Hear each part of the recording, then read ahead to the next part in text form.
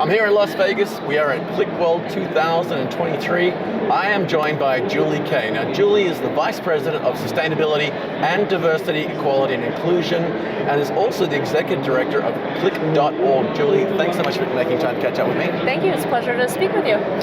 So, let's just kick off with the role that you play in the organization, and specifically, I guess, some of the initiatives and the remit of what Qlik.org, as opposed to .com, actually does.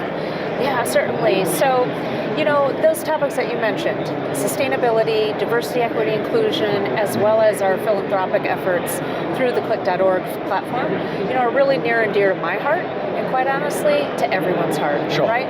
This is the stuff that really means something to make the world truly a better place.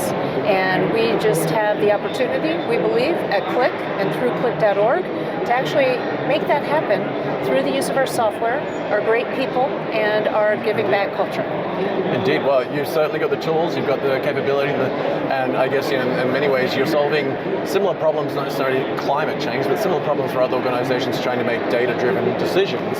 So for not-for-profits or other social good projects, it's just a natural fit. And I imagine you get a lot of value in return learning on how they use it and how they're applying that. You work with some amazing organizations, and just to list a few, the United Nations, wow, the C40 Cities Climate Leadership Group, which I had actually never heard of before until I started doing some homework on this, and also Direct Relief, which I found was quite interesting.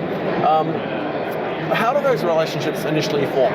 Do they come to you? Do you approach them? How do some of those relationships with those amazing organizations actually get started and form? Yeah, so we, about 12 years ago here at Qlik, decided that we wanted to really kind of leverage our greatest assets, which are our technology, people, and culture, for the greater good. Right. And so we started a program to donate our software to nonprofits. Wow. And if you're going to be doing work in the humanitarian space and or working to create a better world, right, what better organization to work with than the United Nations? Indeed. Yeah. And so the United Nations actually reached out to us about 10 years ago, and they were seeking a solution to be able to look at vaccination data that they had across all countries in the world and what impact it was having on the lives of children.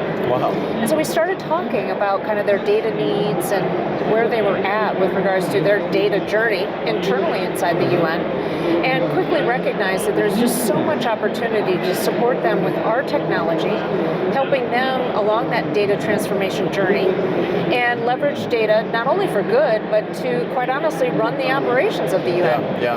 And so it's been an incredible partnership.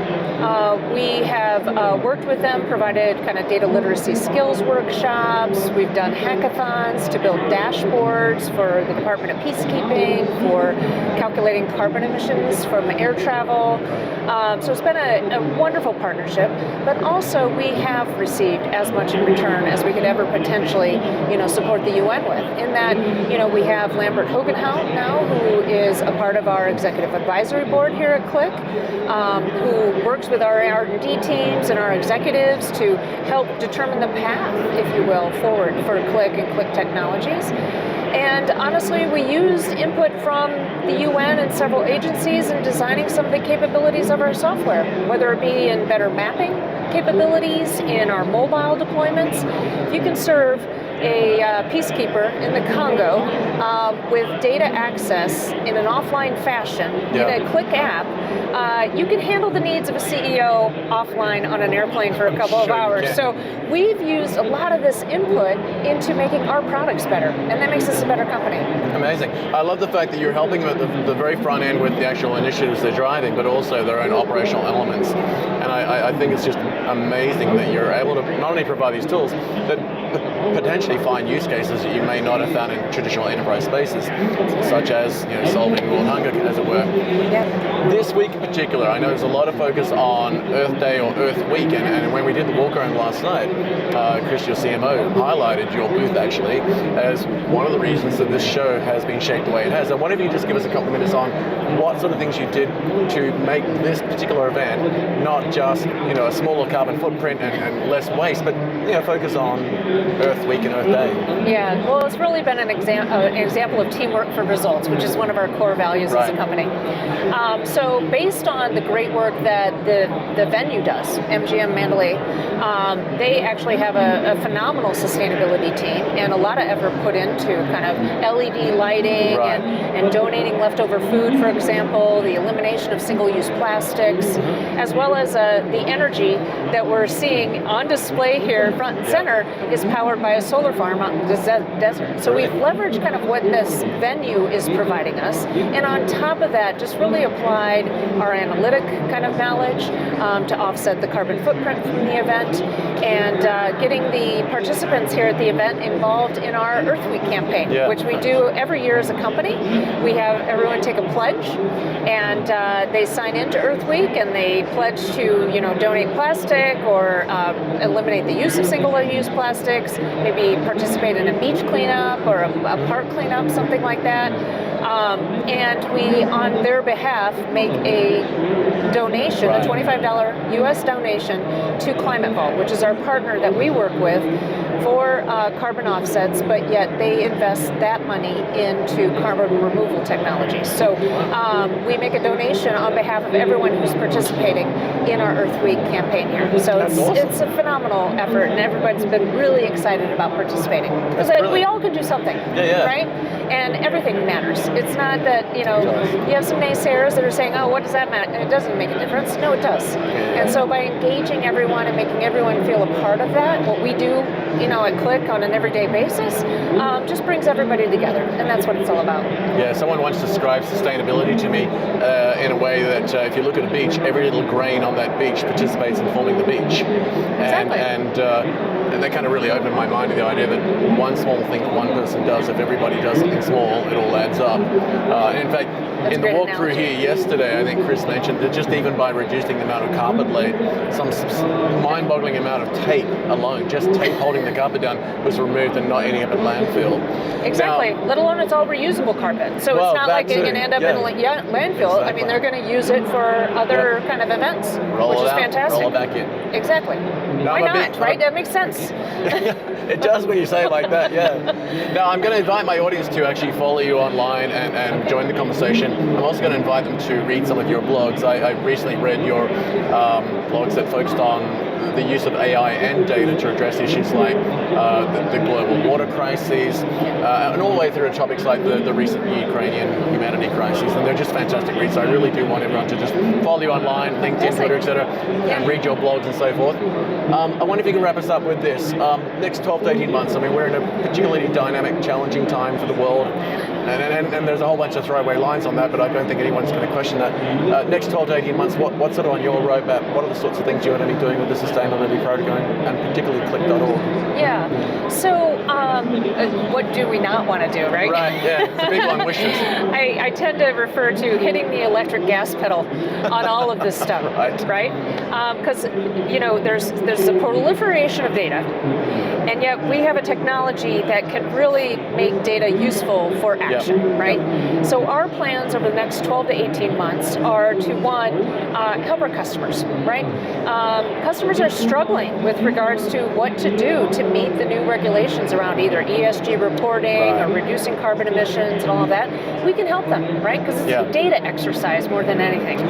And so we have several examples whereby we've worked with customers, we do this ourselves, where in our technology, we measure kind of our carbon footprint and how we're going to achieve our goals, right? So we have like a lot of assets that we can help our customers also achieve those goals, and even just brainstorm with them about what they need to do, right? Because every organization is different. So we're really going to emphasize these applications that we can build with our customers and partners to help them achieve their goals that they've set for themselves. In the second area, since we started our work with nonprofits, right, 12 years ago, and now support hundreds, Qlik has changed, right? We have Qlik SaaS now. We have this whole breadth of incredible data integration technologies, including the Talent acquisition and Talent family of products is going to come on board shortly. Most of the nonprofits that we support currently primarily leverage our analytics platform. Right. We haven't necessarily opened kind of the door, if you will, to our data integration technologies, which for a nonprofit, for a large global nonprofit, could be game changing. For the Qlik Connector Factory, if they've got hundreds of things they're talking Exactly. to, you can now help them.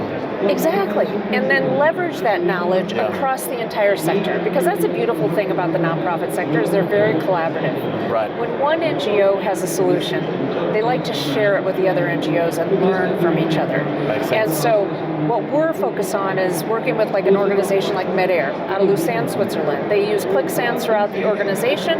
They have a need to survey their beneficiaries and actually report that information back to governments and donors who provide them the support, right? Right now they're doing that all in spreadsheets and on paper, right? Yeah. And so by helping MedAir design a solution for that need, if you will, MedAir is also seen as a leader in technology across the NGO space. They're going to share that with the other NGOs, and that they all can move forward together.